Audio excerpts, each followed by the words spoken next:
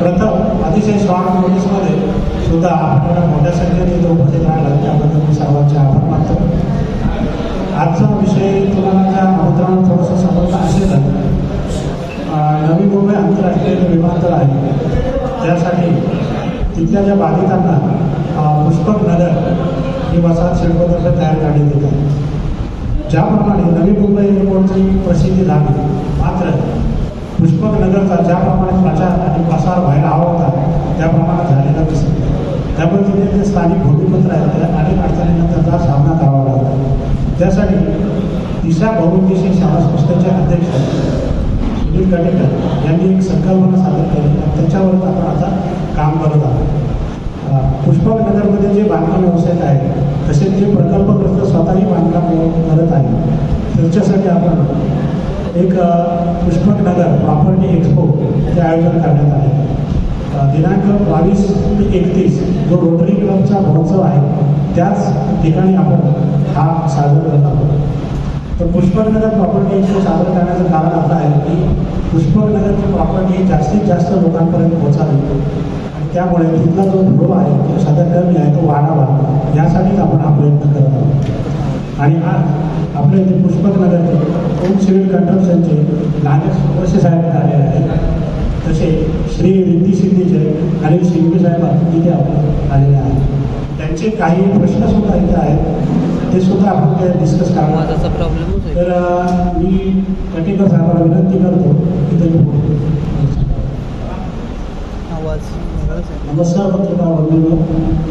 आज पुष्पक नगर संदर्भात जे काही आपण विचार मांडणार आहोत की आम्ही आपल्या पुष्पक नगरच्या उन्नतीसाठी व त्याचा प्रचार प्रसार होण्यासाठी जे काही हा प्रयत्न छोटासा करत आहोत त्या प्रयत्नाला आपल्या सर्वांचं सहकार्य मिळून ते जास्तीत जास्त लोकांपर्यंत पोहोचवणं, जास्तीत जास्त त्या तिथील काम करत असणारे बांधकाम व्यावसायिक असतील, म्हणजे प्रकल्पग्रस्त शेतकरी असतील यांची उन्नती होणं हे गरजेचं आहे. कारण त्यांची उन्नती होईल त्याच वेळेला आपल्या जे काही खरेदीदार आहेत त्यांनाही चांगल्या भावात किंवा चांगल्या याच्यात घरं चांगली मिळतील.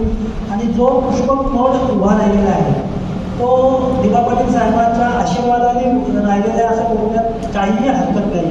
तर दिबा पाटील साहेबांनी ज्या वेळेला 12.5% या एरियात निर्मिती झाली त्यांच्या प्रयत्नाने आणि त्या निमित्ताने इथला शेतकरी हा जगलेला आहे, तो वाढलेला आहे चांगल्या प्रमाणात. आज तो प्रसिद्धी आहे किंवा चांगल्या प्रमाणात काम धंद्याला लागलेला आहे. पण बिल्डर व्यावसायिकमध्ये ते लोक नाही आहे. पण जे जरी नसले तरी आज ते वृत्तीच्या माध्यमातून सर्व बांधकाम व्यावसायिकांबरोबर आहे आणि आज तेही या व्यवसायात ज्या गोष्टींसाठी पावलं कशी पुढे यायला पाहिजे हा एक आमचा उद्देश दिशा बहुतेक सेवा संस्थेचा प्रयत्न राहणार आहे. कारण स्थानिक प्रकल्पग्रस्त आणि स्थानिक लोक जमली तर सगळे लोक वाढत जातात. आपण बाहेरचे व्यावसायिक असतात हे आपल्याला नेहमी मदत करत असतात, पण त्यांचे व्यवसाय इकडे तिकडे हलत असतात, ते बाजूला होत असतात. त्याचप्रमाणे जे आपल्या इथे स्थानिक प्रकल्पग्रस्तांसाठी व्यावसायिक मदत करत असतात त्यांच्या व्यवसायाबरोबर आपल्या लोकांबरोबर असणारी बांधिलकी किंवा ते करत असणारं काम किंवा त्यांना काही अडचणी त्या संदर्भातही आपण त्या विषयावर बोलणार आहोत किंवा जाणून घेणार आहोत. आणि त्या सगळ्या समस्या सोडून हे जे काही आता जी व्यवसाय निर्मिती होत आहे किंवा पुष्पक नगर निर्मिती होते पुष्पक नगरची त्याच्यात चांगल्या पद्धतीने होणं गरजेचं आहे. त्या संदर्भात आपल्या पत्रकार बंधूंनी पण गेल्या 7 ते 8 वर्ष ह्या विषयावर शिल्पोबरोबर चर्चा झालेल्या आहे. शिल्पोने कशा पद्धतीने पुष्पक नगर नोड विकसित करणार आहोत म्हणून बऱ्याच बातम्या दिलेल्या आहेत. पण त्या ज्या पद्धतीने शिल्पोनी हे सगळं मांडलेलं आहे त्या पद्धतीने पुष्पक नगर विकसित होत नाही ही एक शोकांतिका आहे.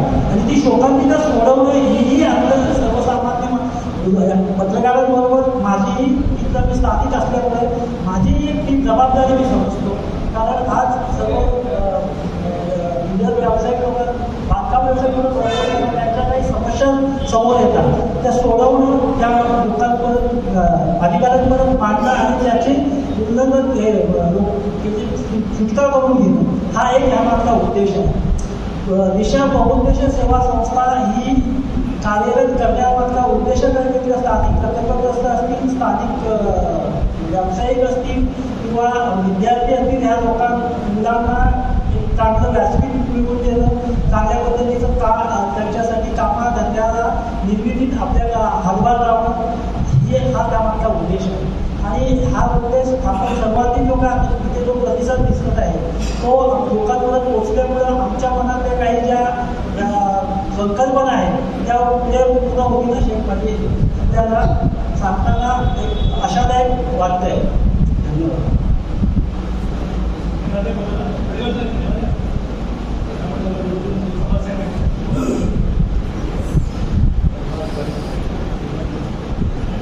नमस्कार. सगळे आले पत्रकार आणि अध्यक्ष सुनील खंडेकर खूप खूप धन्यवाद आम्हाला बोलवलं इथं. पुष्पकनगर बरेच मोठा रोड आहे आणि FSI सिडको आणि महानगरपालिका आणि शासनाने मला FSI भरपूर दिली आहे, त्यामुळे इथं खूप मोठा प्रमाणे लोक येणार आहेत. लाखोनी संख्येने आत्ता इथं ट्रान्सपोर्टेशन नाही आहे. ट्रान्सपोर्टेशनसाठी आम्ही शासनाला बोलतो की काहीतरी बस चालू करा लोकांनी यायला जायसाठी. दुसरं पाण्याची सोय नाही आहे. दुसरं MSCBच्या लाईटचा खूप प्रॉब्लेम येतं ज्यासाठी थोडंसं त्याच्यावर लक्ष द्या आणि आम्हाला ते सगळं करू द्या. त्यासाठी आम्ही ते बांधकाम किंवा काय बघितलं आम्ही करू शकतो आणि लोकांना सांगू शकतो की ते सगळ्या सुविधा शिकवणी आणि महानगरपालिकाने शासनाने दिलेली आहे. धन्यवाद. पुष्पकनगर खूप सुंदर आणि चांगलं से गोष्ट आहे. तर तिथे सर्व ग्राहकांसाठी खूप मोठी शतकाची संधी येते. तर त्यांनी घराची बुकिंग किंवा घर घेण्यासाठी खूप चांगली कल्पना आणि चांगली योजना आहे. तर घरासाठी ग्राहकांनी खूप तिथं सपोर्ट करावा, इन्व्हेस्टमेंट करावे आणि त्याचं सर्वात जास्त बेनिफिट कस्टमरला होणार आहे. गोल्डन चान्स आहे, त्यांनी ह्याची संधी घ्यावी एवढं बोलतो. होम सिलेक्ट नागेश सुरवस या पद्धतीने दिशा बौद्धिक संस्था या एक्सपोसाठी यांना कसा सपोर्ट करणार त्यांची म्हणजे यांच्या परिवर्तन शिल्पकडे मांडणार दिशा बहुदेवाल संस्थेतर्फे त्यांनी जी एक समस्या सांगितली वाहतुकी संदर्भात का तिथे बस सेवा नाही आहे किंवा काय. आम्ही मागच्याच महिन्यात म्हणजे 20 दिवसापूर्वी माननीय गणेश नाईक साहेबांबरोबर ही समस्या मांडली. त्यांना आम्ही पत्र दिलं. त्या पत्रावरून लगेच त्यांनी तिथले परिवहन अधिकारी आहेत त्यांच्याशी बोलणं करून येत्या 1-2 महिन्याच्या आत ह्या पुष्पकनगर रोडसाठी बस सेवा सुरू करावी म्हणून आश्वस्त केलेले आहे. आणि आम्ही त्याचाही पाठपुरावा करणार आहोत, कारण स्वतः अधिकाऱ्यांबरोबर माझी बोलणी झालेली आहे त्या संदर्भात. नाईकसाहेबांच्या शब्दाने शब्द दिल्यामुळे नाईकसाहेबांनी शब्द दिला आहे समोर स्वतः अधिकाऱ्यांना बोलल्यामुळे हे काम लवकरात लवकर साहेब. आपण इथे 2 मुद्दे वेगवेगळे मांडले. तर आपण पुष्पकनगरचं प्रॉपर्टी एक्सपोर्ट होतं आणि दुसरीकडे लोकांना समस्या आहेत या ठिकाणी हे पण मांडतात. मग समस्या असताना लोक घर इथे देतील का हा पहिला प्रश्न. दुसरा प्रश्न आपण जे म्हणताय की इथे बस व्हावी, हे लोकांची सोय व्हावी वाहतुकीची. आता इथे स्थानिक रिक्षावाल्यांची इथे तो विरोध आहे म्हणून ती बस चालू नाही. मागे बस चालू झाली होती त्याच्यावर दगड कधी झाली हा प्रकार झाला होता. त्याच्यामुळे ती बस NMTने बंद केली. पण हे 2 मुद्दे वेगळे तुम्ही तर एका ठिकाणी सांगताय की या ठिकाणी लोकांनी घरं घ्यावी आणि या ठिकाणी समस्या ते पण सांगताय. तर नक्की याच्यामधला उद्देश काय आहे? मेन म्हणजे पुष्पकनगरमध्ये बस सुरू झाली ती झाली असेल तर दुसऱ्या आले तर बस चालू झाली नाही. पुष्पकनगर बस व्यवस्था झाली म्हणून करंजाड्यामध्ये आज बस व्यवस्था चालू आहे. ती NMTचीच आहे आणि ती आज आणि त्याच्याबरोबर रिक्षा व्यावसायिकांनाही मोठा धंदा आहे. दुसरी गोष्ट म्हणजे बस ही एक करंट रूटला फिरते आणि त्या रूटवर लोक उतरल्यानंतर त्यांना पुढे जाण्यासाठी जर काही महत्त्वाची व्यवस्था असते ती रिक्षा असते आणि रिक्षा इथं लांब पल्ल्यावर जास्त चालत नाही. आपल्या स्थानिक प्रकल्प असताना ज्या रिक्षा आहेत हा त्यांना बस वाहतूक सुरू झाल्यामुळे धंदा वाढणारा धंदा आहे ते लक्षात येत नाही. रिक्षांना धंदा आपण जिथे बघा आज SD स्टँडवर SD येते त्याच्यापुढे रिक्षा चालते. त्याच्यामुळे काही लोकांचे गैरसमज असतील किंवा असा समज असेल का बस सुरू झाल्यामुळे रिक्षाचा धंदा मिळणार नाही तर चुकीचं आहे. रिक्षा स्टँड हे काय केली जिथे रिक्षा स्टँड आहे तिथे काय बस जात नाही. बस सुरू असते म्हणून बस येत जात असते. त्याच्यापुढे जो काय अंतर्गत प्रवास असतो तो सगळ्या ठिकाणी रिक्षानेच होतो. आणि नव्या मुंबईत बस सेवा आहे, रिक्षा व्यवस्था आहे, पनवेलमध्ये पण रिक्षा व्यवस्था आहे, तशी साताऱ्याला आहे. ती वेगवेगळ्या ठिकाणी. आणि आमचा उद्देश हा आहे, बांधकाम व्यावसायिक असतील, स्थानिक प्रकल्पग्रस्त असतील किंवा त्या येणाऱ्या अडचणी असतील त्याचा मधला दुवा होण्याचा आहे. आम्हाला ह्या दोन्ही समस्या सोडून आपला जो प्रकल्पग्रस्तांसाठी जी ही वसाहत उभी होत आहे आणि ही वसाहत उभी होत असताना ही खरी प्रकल्पग्रस्तांचीच वसाहत आहे. कारण ज्या 22.5% जमिनी मिळालेल्या आहेत त्या प्रकल्पग्रस्तांच्या आहेत. त्या शेतकरी घेतलेल्या जमिनीवर त्याच्या बदल्यात दिलेल्या जमिनी आहेत. कारण कोणी विकत घेतलेल्या जमिनी नाही, ह्या प्रकल्पग्रस्तांच्या हक्काच्या जमिनी आहेत. त्याच्या उभी राहणाऱ्या यायचं त्याच्यामुळं प्रकल्पग्रस्तांना त्रास होईल किंवा प्रकल्पग्रस्तांचा व्यवसाय उभं नाही हे कधीही दिशाभूल सेवा संस्थेचं काम असणार आहे. आणि त्याच्यासाठी त्या कोणाला जर काही अडचणी आल्या तर त्या सोडवण्याचा प्रकार ही प्रकल्प दिशाभूल सेवा संस्था. पहिल्या प्रश्नाचं उत्तर दिलं, समस्या आहेत आणि लोकांनी काय काय घ्यावं. हां, आत्ता सगळ्यात महत्त्वाचा विषय तुम्ही म्हणाला त्या प्रॉपर्टी एक्सप्रो करण्याचा उद्देश काय. आज इथे जी काय प्रॉपर्टी उभी राहत आहे ही सगळी सिडकोची वेल प्लॅनिंगची सगळ्या सोयी सुविधा पुरवण्यासाठी आणि दुसरी गोष्ट सगळ्या ज्या नागरिक सुविधांसाठी लागणाऱ्या तुमच्या अटी शर्तींवर बसणारी आहे. तिथे कोणत्याही प्रकारचा अनधिकृतपणा हा नाही आहे. त्याच्यामुळे ही सगळी अधिकृत घरं आहे. दुसरी गोष्ट म्हणजे सुविधा काही गोष्टीला शिडकोनी पुरवायला पाहिजे. शिडकोनी स्मार्ट सिटी म्हणून डिक्लेअर केलं पण शिडको तिथेच पोहोचत नाही. ह्या जर समस्या आपण ज्या वेळेला मागवला तुम्ही हे शहर स्मार्ट सिटी म्हणून तयार केलं होतं पण त्या कुठे मागे टाकला तर त्या सगळ्या समस्या सुटाव्या त्या सगळ्या. आणि आज प्रकल्पग्रस्तांची घरं आहेत जी आता वसाहती तयार होत आहे त्याच्यात 50% प्रकल्पग्रस्तांची घरं आहे. ती जर घरं चांगल्या पद्धतीने डेव्हलप होणार असतील, चांगल्या पद्धतीने डेव्हलप होत असताना तिथे जर ग्राहक पोचत नसेल तर तो पोचवण्याचं कामही आपलंच आहे. कारण जर तिथे ग्राहक पोचला तर प्रकल्पग्रस्ताची काय घरं त्यांची बाकीची आहे ती विकली जातील, ती लोकांवर ते तरच ती विकली जातील ना प्रकल्पग्रस्तांची घरं. तर प्रकल्पग्रस्तांची घरं कशी विकतील. उद्या जर तिथे सुविधा सोयी नसतील आणि त्या सोयी करण्यासाठी हा प्रयत्न आहे. प्रकल्पग्रस्तांची घरं विकली गेली पाहिजे त्याच्यासाठी हा प्रयत्न आहे. दिशा बहुउद्देशीय संस्थेचा सिडकोने जाहीर केल्याप्रमाणे ज्या सुविधा असतील त्या प्राप्त न झाल्यास कशा प्रकारचा पुढील लढा असेल आणि बिल्डरांना आपण कशा प्रकारे सोबत घेऊन चालणार. दिशा बहुउद्देशीय सेवा संस्थेचा आता जे म्हणा होता या आणि बांधकाम व्यावसायिक असतील आणि दुसरी गोष्ट आमचे प्रकल्पग्रस्त शेतकरी असतील यांचा समन्वय करणं गरजेचं आहे. प्रत्येक वेळेला हे सगळे लोक एकत्र येतातच असं नाही आहे. कोणतरी आपल्याला पुढाकार घेणारा व्यक्ती पाहिजे किंवा कोणते असं एक व्यक्तिमत्व पाहिजे असतं, विश्वासपात्रता पाहिजे असतं. आज प्रकल्पग्रस्त म्हणून किंवा स्वतः मी प्रकल्पग्रस्त आहे, माझी 22% प्लॉट आहे. तसेच शेतकऱ्यांचे प्लॉट आहे. आज मी प्रकल्पग्रस्त संघटनेवर काम करतो, युवापटी नामकरण समितीत कार्याध्यक्ष म्हणून काम करतो. आज इथल्या प्रकल्पग्रस्तांच्या या सगळ्या समस्या शिडकोपर्यंत मांडण्याचा आम्ही वेळोवेळी काम करतो. प्रकल्पग्रस्तांचा आणि बांधकाम व्यवसाय यांच्यामध्ये आपण दुवा लावण्याचा आणि त्या सोडवण्याचा लोकांना चांगल्या पद्धतीने समज ह्या ज्या सोयी सुविधा असतील त्या पोचवण्याचं आणि ह्या ज्या प्रकल्पग्रस्तांना तिथे प्लॉट मिळालेले आहेत त्याच्यावरची काही बांधकामं चालू आहे ती पण लोकांपर्यंत म्हणजे नवीन ग्राहकांपर्यंत पोहोचणं गरजेचं आहे. सगळ्यात महत्त्वाचा जर बोलायचं ठरलं जो पुष्पकलेचा प्लॉट तयार होत आहे त्या नोडमध्ये ज्या घरं तयार होत आहेत किंवा त्यांच्या जर किमती बघितल्या तर अनधिकृत बांधकामाच्या लेवलच्या आसपास ज्या किमती आहेत आणि हे एवढं सगळं म्हणजे दुर्दैव म्हणावं लागेल तर लोकांना पनवेलपासून 3 किलोमीटरवर किंवा 5 किलोमीटरवर ही वसाहत बसत आहे. शिडकोनी प्रकल्पग्रस्तांच्या नावाखाली केलेली वसाहत तयार आहे पण तिचं कुठल्याही पद्धतीनं ज्या पद्धतीने तिला प्रसिद्धी द्यायला पाहिजे होती किंवा काय करायला पाहिजे केलेली नाही. तिथे सुरुवातीला 5 स्टार हॉटेल, 6 स्टार हॉटेल, आंतरराष्ट्रीय स्टेडियम अशा बऱ्याच शिडकोनी घोषणा केल्या होत्या आणि त्या आज महत्त्वात जात नाही. ते सगळं करण्यासाठी कुठलीतरी एक सामाजिक संस्था दोन्ही म्हणजे प्रकल्पग्रस्तांच्या आणि बांधकामामध्ये दुवा ठरण्याचा प्रयत्न ही आमची दिशा बहुउद्देशीय सेवा संस्था काम करेल. उद्देश चांगला आहे. सिग्नल वेगळा आहे. दुसरा त्याच्यामधला अजून एक मुद्दा आहे. मध्यंतरी पाटबंधारे विभागाने सिडकोला एक पद्धत R1, R2, R3 red flood line एरियामध्ये आहे, माहिती आहे का आपल्याला?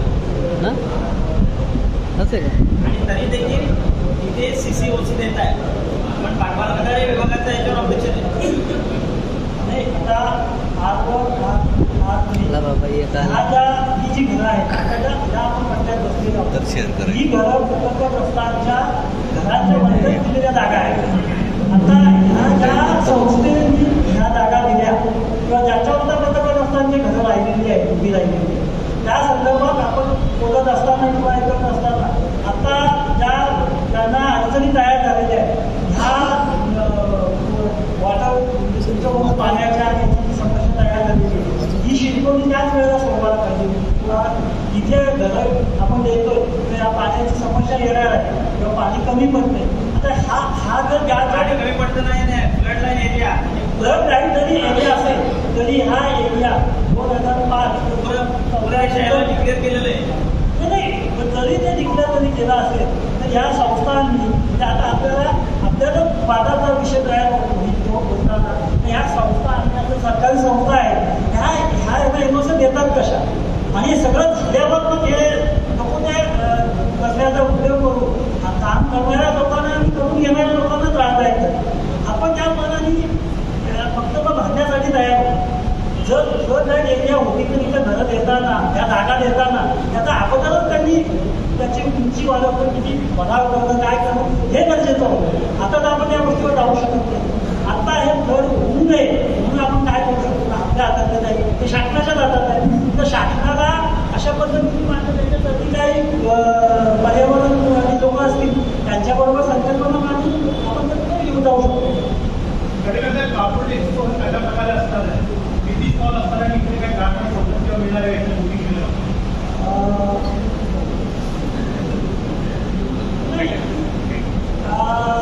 कसं आहे, आज जो प्रॉपर्टी एक्सपो हा आम्ही करत आहोत हा आमचा उद्देश एवढाच आहे का मोठ्या प्रमाणात कुठले पण प्रॉपर्टीमध्ये आणले तिथं बसवले आणि प्रॉपर्टी असा नाही आहे.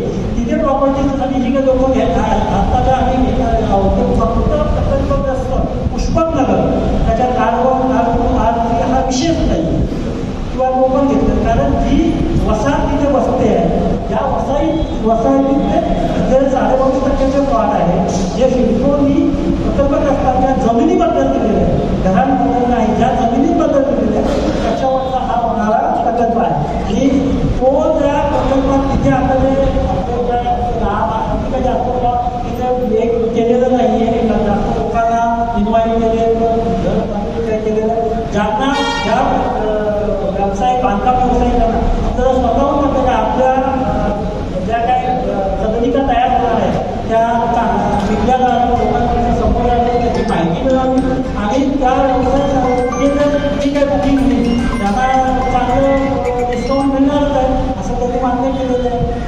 10% असेल जसं काय असेल तर त्या याच्यावर असेल ते आणि त्यांनी ते कबूलच केलं आहे की ज्या काय आपल्याला बुकिंग होईल त्यांना त्याचा फायदा मिळेल. या ठिकाणी किती व्यावसायिक त्या एक्सपोमध्ये सहभाग घेतील असं वाटतं? आमच्या अंदाजानुसार आम्ही जास्त लोकांपर्यंत पोचवलेलं आहे. आज 12-15 लोक तिथे येतील याची आम्हाला खात्री आहे. कारण कसं आहे आम्हाला उगाच कोणालाही असं कुठल्याही बांधकाम व्यवसायामध्ये आम्हाला बरोबर पाहिजे का आम्हाला नेले आणि आम्हाला बसवलेले आम्ही त्यांचा आणि आपल्या समोर हा काय आहे या सगळ्यावर स्टॉलची फी वगैरे काय आहे?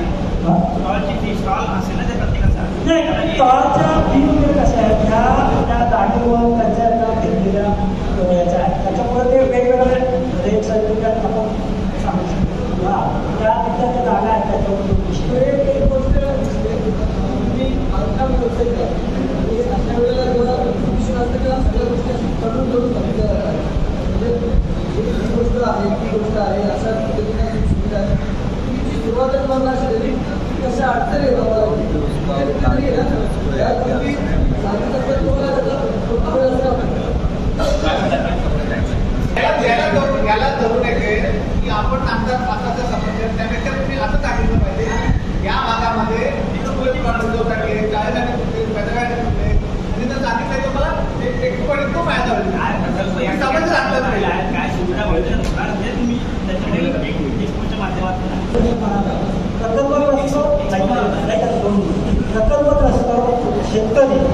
बांधकाम व्यवसाय यांचा हा भाग आज जो तुम्ही म्हणाला हा जो पुष्पक नगर म्हणून म्हणत होता आज तो आज तुम्ही जर प्रश्न केला तो विषय नाही.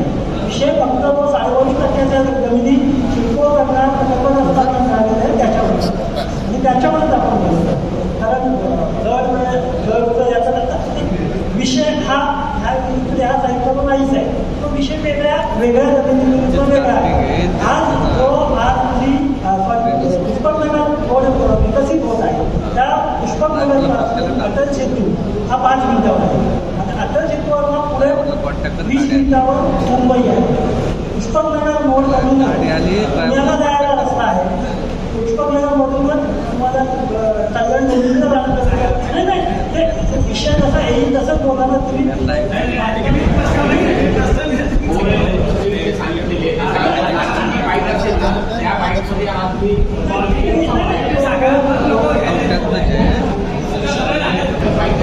पुष्पकनगर अतिशय चांगलं आहे. लोकेशन सुद्धा चांगलं आहे. फक्त ते लोकांना अजून माहिती नाही. ते लोकांना माहिती करण्यासाठी आपण एक्सपो काढलेलं बरं. ते आता एकदम नियोजन सिटी असल्यामुळे रस्ते वगैरे खारघरसारखं होणार आहे. तिथे काय ट्रॅफिकचा वगैरे काही विषय तर नाहीच आहे. मुंबई अतिशय जवळ आहे. एअरपोर्टचा जवळच आहे. तो काही विषय नाही आहे. फक्त काय आहे पुष्पकनगरची प्रसिद्धी जी व्हायला पाहिजे प्रचार आणि प्रसार तो झालेला नाही आहे आणि त्यासाठी आम्ही हा प्रयत्न करतो. साहेब इतर विकासकांपेक्षा प्रकल्पग्रस्त विकासकांच्या किमती सामान्य माणसाच्या खिशाला परवडणाऱ्या असतील का याच्यावर आपलं काय म्हणणं? आता जर तुम्ही त्यातल्या किमती बघितल्या तर त्या सामान्य माणसाला परवडणारच आहे. तुम्ही अन्य ठिकाणी सिडकोच्या घराच्या किमती बघितल्या तर अगदी त्या गंगाला भेटलेल्या आहेत. पण तुम्ही पुष्पकनगरमध्ये अगदी चांगले जे प्रोजेक्ट आहेत त्यात सुद्धा त्या मानाने किमती कमी आहेत.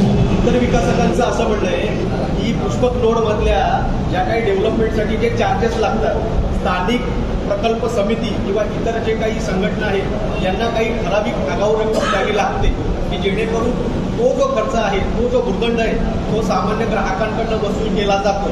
याच्यावर आपलं काय मत? असं तुम्ही ऍक्च्युली किमती बघितला तर तो भूर्दंड असा तुम्हाला बोलताच येणार नाही. कारण आता तुम्ही खांदा बावलीचे वगैरे जर बघितले तर 2 BHK तिथं 1,000 करोडच्या वरच जातात. नाही मी दरांबद्दल बोलत नाही. स्थानिक दराचाच विषय आहे ना. भूर्दंड पडतच नाही. स्थानिक दरच कमी आहे तिथे. स्थानिक जे गट आहेत प्रत्येक गावातले जे गट आहेत त्या ठिकाणी त्या विकासकाला तिथल्या काही प्राथमिक सुविधा हे करण्यासाठी काही आगाऊ रक्कम द्यावी लागते. ओके की त्याचा भूर्दंड सामान्य नागरिकांच्या खिशातनं विकासक काढतो. याला प्राबंध करता येईल का किंवा याच्यावर तुम्ही कशा पद्धतीनं पाहताय प्रकल्पग्रस्त विकासक म्हणून? आपण पुष्पकनगरच्या किमती वाढल्या किंवा काय याच्या संदर्भात आहे त्या संदर्भातच आम्ही सकारात्मक लोक म्हणजे शेतकरी असेल आणि बांधकाम व्यवसायिक असेल यांच्यात काय अडचण तयार होते ते सुद्धा करण्यासाठी आम्ही आहोत. आणि दुसरी गोष्ट तुम्ही किमतीचं म्हणाला तर त्या सगळ्या ठिकाणी ज्या पद्धतीने बांधकाम व्यवसाय काम करतात त्याच पद्धतीने इथेही काम हे अगदी बरोबर. त्याच्यामध्ये तुम्हाला मी स्पष्टपणे अजून थोडंसं उदाहरणासकट सांगतो की पुष्पकनगर सोडून विकासकाला इतर ठिकाणी टेम्पररी इलेक्ट्रिकलचं कनेक्शन घ्यायचं असेल तर त्याला ते 30-35 हजारामध्ये सहज मिळतं. तेच पुष्पकनगरमध्ये त्याला 1,00,000-2 लाख रुपये मोजावे लागतात आणि तो भूर्दंड ही जी रक्कम आहे ग्राहकांकडून वसूल करण्यात येते. तर त्या ग्रामीण पातळीवरच्या ज्या काही संघटना आहेत किंवा जो काही गट आहे या अतिरिक्त ग्राहकांच्या खिशाला जी कापली बसते याच्यावर प्रकल्पग्रस्त विकासक म्हणून तुम्ही त्याला प्रबंध घालणार आहात किंवा त्याकडे कसं पाहता? नक्की. कारण हा आता 14 वर्षात शिक्षणाचा विषय शिक्षण ही तिथे जायची होत आता शिकवणचे सगळे टेबलचे स्वस्त वाढत होता. ट्रान्सफरपासून दिल्ली येतात त्याच्यामुळे तो खर्च वाढत होता. विनाकारण पण तेवढे पैसे घेत नव्हतं. आणि आता जर ज्याप्रमाणे इलेक्ट्रिसिटीच्या ट्रान्सफर प्रत्येक स्पॉटसोबत बसायला लागते त्यामुळे तो ऑलरेडी आता खर्च कमी होणार आहे. त्याच्यामुळे आणि तो काही अडचण आहे ते आता जवळजवळ 75% 100% सोडलेली आहे. ते बांधकाम व्यावसायिकांना मान्य आणि बाकीच्या लोकांना कारण जो कॉन्ट्रॅक्टर आहे त्याला जर 10 किलोमीटर बाहेर लागणार असेल तर 100 मीटर बाहेर आणण्यासाठी असेल तर तो खर्च वाढतो. म्हणजे गावठी पैसा जो प्रकारे तो आता बंद झालेला आहे असं आपण विषय कमीच होणार. जाऊ दे.